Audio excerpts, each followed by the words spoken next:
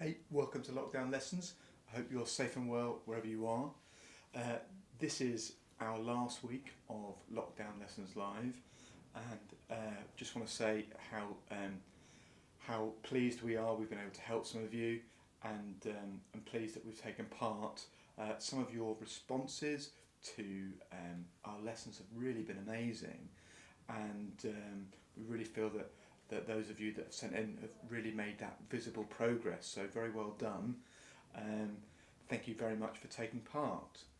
So today's lesson is a lesson all about writing, and we're going to be writing poetry, which is quite an ambitious thing to be doing over YouTube, but there are some techniques that I've learnt over the years that I really want to share with you that I think will be beneficial. As you can see, I'm in a completely different space to the space that I've been in for the last 2 months. I'm at our offices here, and you might also be able to hear the wind because we're in quite an exposed place in Cornwall, so apologies if it gets gusty. So today then we're going to be looking specifically at writing poetry, and I'm going to be giving you some techniques that I'm hoping will be useful. Firstly, a bit of a question then. What are abstract nouns? Are you aware of what abstract nouns are here? We have a list of abstract nouns, and I'll just reel them off for you. So we've got love, fear, anger, joy, excitement. These are all abstract nouns. I'm wondering whether you're aware of any others. These are emotions often. We've also got things like courage, bravery, cowardice. Can you think of any others? Can you think of any other words that might be like these? Here's some more. We've got desire, creativity, uncertainty. So this list I pulled directly from Google yesterday, and so it's a very easily accessible list. But can you think of any others? Any other words that might be similar? So abstract nouns are things that you cannot touch. They are states of being. So if we take bravery, for instance, you can't touch bravery. It is a state, maybe even a mood, a quality, and these are abstract nouns. And as a writer, these are the sorts of things that you will want your reader to feel. And as we've talked about over the last few weeks, if you want your reader to really feel, what you can't do is you can't tell them that's what they've got to feel. And poetry writing is just the same. If you're writing a poem about a big feeling, whether it's love, or whether it's bravery, or whether it's creativity, or even desire, you can't use that abstract term. Remember, when we are writing, we're communicating through the page. And writing is a form of communication. Poetry is a form of communication. So too is writing prose. The weird thing, though, about these two arts, beautiful, okay, thank you, Adam. Curiosity, and Chloe, happy, sadness, anxiety, and Adam, brilliant, enthusiasm. So these states of being you can't touch, you can't see, and as a writer you might want your reader to feel these things, and ultimately if you tell them that they've got to feel enthusiasm, for instance, then they won't. If I'm told to do things, I tend not to. We have to create the environment, create the conditions of enthusiasm, of sadness, of happiness, without explicitly telling the reader. So writing is communicating through the page. We don't know who our reader will be. We don't know where they will be. We don't even know when they will be. They could be reading our work long after we're dead. And this form of communication is designed so that we try to get them to feel and understand. So poetry is a tough nut to crack. And that's why I thought we'd have this session today, because you might be interested in putting pen to paper and writing some things down. And I spent a few years at university writing poetry, and it can have a bit of a bad reputation. But today I want to give you very useful skills and very useful approaches to writing poetry that will help you become a better writer. And it begins with creating the conditions. You want the reader to feel a particular emotion. There is a phone going. Oh, it's my wife. You want your reader to feel, but you don't want them to be told how to feel, because if they're told, they just won't be interested. I tell my daughter to tidy her room. She doesn't tidy her room. Okay, so it's all about creating the conditions, creating the atmosphere of enthusiasm, of happiness, sadness, and crucially, it's about showing, not telling. There's my very enthusiastic wife calling again. Forgive me. Okay, so it's all about creating the conditions, the atmosphere, and it's also all about making sure that you don't use those abstract nouns. So if your poem's going to be about enthusiasm or love or sadness, you can't use that term. Okay, this is something that we've talked about over time through lockdown lessons, but just that I would reiterate that again. The other aspect is when we're writing, it's just like when we're reading. So if you haven't seen these sessions, when we read, we break reading down into three parts: into image, shape, and sound, into the metaphoric, into the structure of words and the sound of words. And actually, when you're writing poetry, it is exactly the same. So be mindful when you're writing that if you follow the image, shape and sound pattern, as we will today, that's really going to help. Okay, so today we're going to be writing poetry, and I'm going to be showing you the processes that I use when I write poems. And just before we do that, I want you to think about an abstract noun that could be the thing that you're channeling in your poem. I want you to think about an abstract noun, perhaps up here, that you want your reader to feel. It could be love, it could be fear, and I'd like you, please, to write that down. Write down an abstract noun. You don't have to write that in the chat. You could write that on the paper in front of you. So it could be love, it could be fear, it could be joy, it could be happiness, whatever. And remembering that you must not use that word in your poem. Okay, so we're going to begin to write our poem, remembering that we don't want to reveal that emotion. And another really important thing to remember is that there are rules in poetry, but you can break every single one of them. So your poem doesn't have to rhyme today.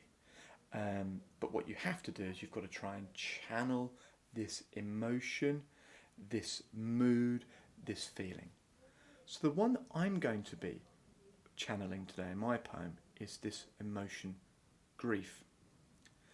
It is a pretty tricky emotion and state of being, but I thought worth exploring today. So my poem is going to be about grief. It's really complicated and a difficult state, and one that actually needs expression, because if you bottle grief up, it can eat you up inside.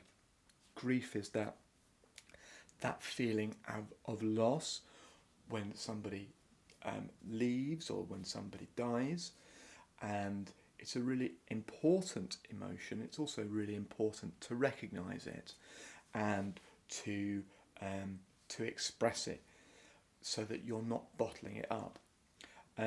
Okay, so my poem's going to be about grief, and I am remembering that I'm not going to use an abstract noun in my poem. Okay, the next thing that I want you to be aware of is this. This is the objective correlative, and this is an idea of T.S. Eliot's. Okay, so T.S. Eliot was a great poet, and he came up with this idea that whatever abstract noun you're trying to express, you can express it through an object. It sounds a bit weird, but it could be through a painting. You could express your ideas of, I don't know, excitement through a painting.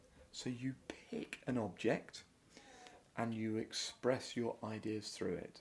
So my poem is about grief, and the idea that I'm going to be expressing is going to be through actually an object. So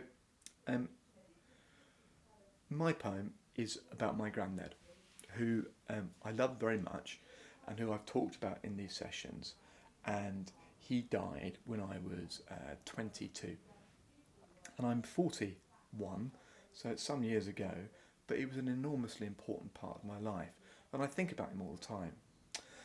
And actually, to write a poem about what I think about him, it's almost overwhelming to even think about that. That's why T.S. Eliot's idea of finding an object and channeling this mood and this feeling of grief is a really great approach. So I'm going to be picking an object today, and that object will be a tie. My granddad was a real fan of ties, and he used to wear one every day, and he used to, when I was growing up, he'd take me to his tie rack, and he'd always give me a tie. He had thousands, and I'd go and visit my grandparents, and I'd always walk away with a tie, which I loved looking back. And I always think about him as a tie wearer. He had every shape, every colour that you can possibly imagine. So I thought about this last night when I was writing this poem, and I thought, right, I'm going to write a poem about grief, and the object in this poem is going to be a tie. I'm going to try and channel this feeling of grief, this idea, through the tie. So I'm about to start showing you my processes, and I'd like you to think about those things. So if you've written down your abstract noun, then write down an object, what we call the objective correlative, but just an object. And you're going to try and channel this feeling, this mood, through the object. It's going to take a kind of an autobiographical approach, but you don't have to reveal, like I've done, what this poem necessarily is about. Just you have to think about those things. So the abstract noun, and have a think about the object. Okay, so this is the poem. This is my attempt number 1, and I've called it The Tie.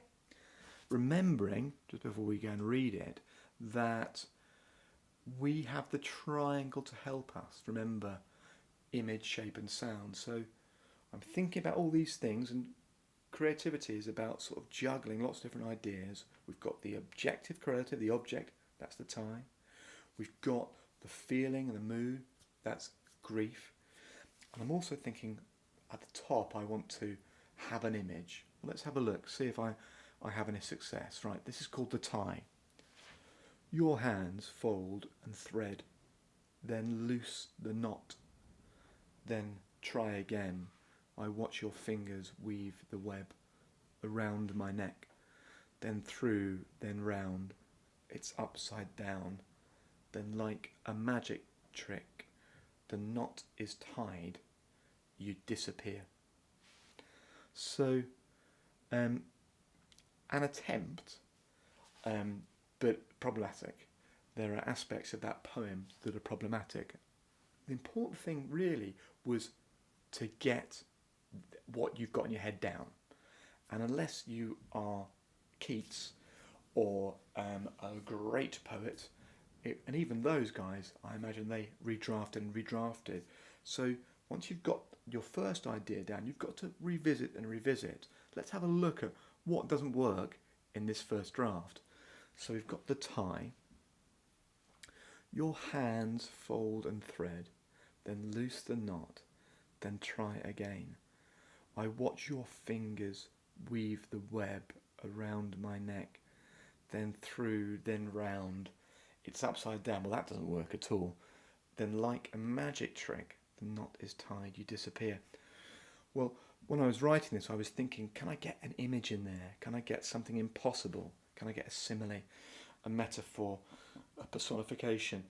And I've got the then like a magic trick, which I liked. I like the fact that tying a tie is a bit like a magic trick. And then I also liked that sense that, I don't know if you've ever tied those knots, a bit like unravelling a tie, when it looks like it's all in a bound and wound in a complicated knot, and then you pull it and the knot's disappeared. And I wanted to get this sense of disappearance, which is, I suppose, crucial to my feelings about my granddad and about the feeling of grief. So that's the first thing. You can see that I've got then like a magic trick, that's my image, and then I've got weave the web. But, you know, there are problems with my poem, and I've got this deep emotion that I want to convey, and it's not working at the moment. So we revisit. The important thing is you put pen to paper. But once you've done that and you've tried to get everything out, you then must revisit. I wonder what it is you don't like about my poem. There's a few things I don't like. I really don't like it's upside down. I think that's just absolutely appalling. It's good that I'm showing you aspects of my appalling writing live on air. Anyway, so I don't really like that. Then through, then round, that's okay. Okay, so let me have a look at number 2. So this is, it looks a bit different this time. I think because I'm thinking about structure. Your hands fold and thread, then loose the knot, then try again. I watch your fingers weave the web around my neck, then through, then round. It's upside down. So that's not really improving it, deleting that that simile at the end. But I'm playing with shape here. I'm playing with structure, and I'm playing with image. So in that first attempt, we've got the simile at the end, and then we've also got the simile at the end, and we've also got the metaphor in the beginning. But there are things that aren't working. It's not working if it's any shorter, and you know, this sometimes happens. We have the ambition to write something that is really powerful, but sometimes when we put pen to paper, it doesn't work. But you've got to try and try again. Just before we do that, I just want to draw your attention to a pretty splendid bloke who lived a long time ago, a man called J.S. Mill. And he wrote these things about poetry. He said, the truth of poetry is to paint the human soul. And he also said that poetry is truth. And it sometimes helps when you're writing poetry to think about this big overall aim, that you're trying to convey something that is deep and true and full of the human soul, full of what it's like to be alive. And think about these things as you write, and whatever you write, providing you follow my trick of not using abstract nouns, and thinking about using an object to channel this emotion, it will really work. I have a naughty trick that I'd like to show you, which is actually using the impossible metaphor. You can use an abstract noun, but only if you use it metaphorically. So here we've got love, fear, anger, joy. These are the abstract nouns.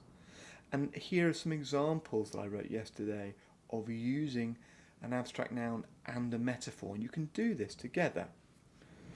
Perhaps you want to try now. So pick an abstract noun and then make it do something. Make it feel something. So the first one I've got is into the arms of joy.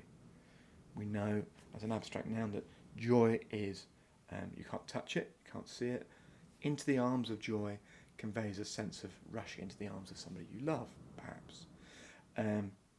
Here's another one, love's kiss. Again, love is an abstract noun, you can't see it, you can't touch it, but love's kiss, we know what it means, but it's very much an impossible idea, and you're combining an abstract noun with that metaphor. So, just to go over again, pick your abstract noun. Pick that thing that you want to convey, and remember, you can't use that word. Think of an object that you can channel your idea through. It could be a painting, it could be a book, it could be all manner of things. It could be a flask, it could be whatever. And when you've done that, get pen to paper. And remember that you're going to make mistakes. You'll write things down and you'll think, oh, that's not very good. But if you keep trying, you're going to start improving. So this is my third attempt. And so this is the tie. It might not be finished, this poem, but it's much closer than the other two. Your hands fold and thread, then loose the knot, then try again. I watch your fingers weave the web around my neck. You show me how to thread my fear, to hold my breath, keep my head clear. The knot is tied, you disappear. I felt that this attempt was much better than the others before, and I suppose the first thing to say is that I just kept going. So I'd written that first verse, and there were things I just didn't like about it. The end, then through, then round, is upside down. That just seemed rubbish to me. So I reflected and thought, well, let's delete that. The other thing is, writing on a computer's brilliant because, unlike on paper, you can just delete as you go on. Anyway, so you loose your hands fold and thread, then loose the knot, then try again. I watch your fingers weave the web around my neck. You throw me how to thread my fear, to hold my breath. Well, there you can see I'm using that metaphor trick. So I've got fear, which is an abstract noun which I shouldn't really use, but I'm making it do something. I'm talking about threading fear, which is pretty useful. And then we've got the rhyme actually that goes through it. I wasn't intending my poem to rhyme, but sometimes these things happen, so I just went with it. And rhyme can actually be a really fun way of creating this sense of propulsion, this sense of keeping to move forward. So in terms of the poem, I was thinking about image, so I was thinking about using those metaphors. So I delete, as you can see, the magic trick. That's gone. But I keep weave the web. Of course, a tie is not a web, but it's a metaphor for a web. In a different lesson we might explore what that might suggest, but perhaps not for now.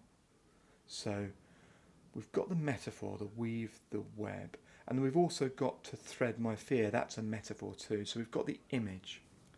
Now we've got the shape. So I've got 2 stanzas, 2 verses of 6 lines. It took me an evening to write this, and the poem's shape changed. It started as a sort of 5-line poem, then it went to 6, then there were 3 verses of 3 lines, and I just felt like it sat better if it had these sort of 6 lines. And so I just changed the structure and changed the shape of the poem. And the next thing then is the sense of sound. So I wanted to get this sense of, and this it took care of itself. I wasn't thinking in a focused way about how I wanted it to sound, but as I worked on it, I realised that there were these long vowels that appeared in the second verse, and we've got fear and breath and clear and disappear, and I felt that these words seemed to almost imitate something vanish. I was really happy to write this poem because I wanted to test myself that these things worked, that you can use image, shape, sound to write a poem, which you can. In fact, when I was at university doing my postgraduate stuff, the module that my professor was running was called Image, Shape and Sound. And obviously my ears pricked up a bit because I thought, this is strange. This is my idea, but it's not my idea at all. It's probably not even his, but language works in these 3 ways. The next thing is, think of the emotion you're trying to convey and remember never to use it. And then choose an object. So if your poem's about love, it could be a rose if you want to make it pretty classical, or something else. If you want your poem to be amazing, there's an amazing poem that Sylvia Plath wrote called Poppies, and it's about the wonder and beauty of the natural world. But she doesn't use wonder and beauty, she just uses that poppy to express. So really, think of an abstract noun, don't use it. Think of an object that you can express your ideas through, and then hit the page. Hit the page with your ideas and go wrong and make mistakes, but redraft once, twice, 20 times. But try and think about, as you do when you're redrafting, the idea that you want to put an image on the page, you want to put a shape on the page, and you want there to be a clear sound trend, a sound that is repeated through the poem. The most important thing, as I said before, is that when it comes to poetry, it's pretty lawless. You can break all the rules and break all the strategies, but the essential thing is to try. And particularly with emotions of grief, of sadness, or even emotions of joy, it's really important for the soul to get these out.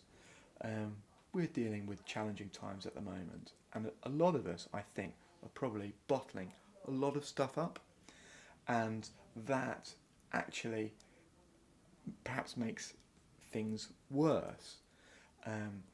How we express ourselves as human beings, how we create art, sets us apart as a species, and it will also make you healthier and happier. So please feel free to send your poems in at lockdownlessons@skoolcornwall.com. If you've got a question about writing poetry, we'd be very happy to answer it. Thank you very much indeed for coming along to today's session. If you've got any questions at all, please ask and send your work in. As I've said, you can like and subscribe on YouTube, and hit that notifications button so you don't miss any of our films. You can follow us on our Facebook page, which is Lockdown Lessons. We have another session on Thursday, and we look forward to seeing you then, and you take care. So all the very best, and we'll see you soon.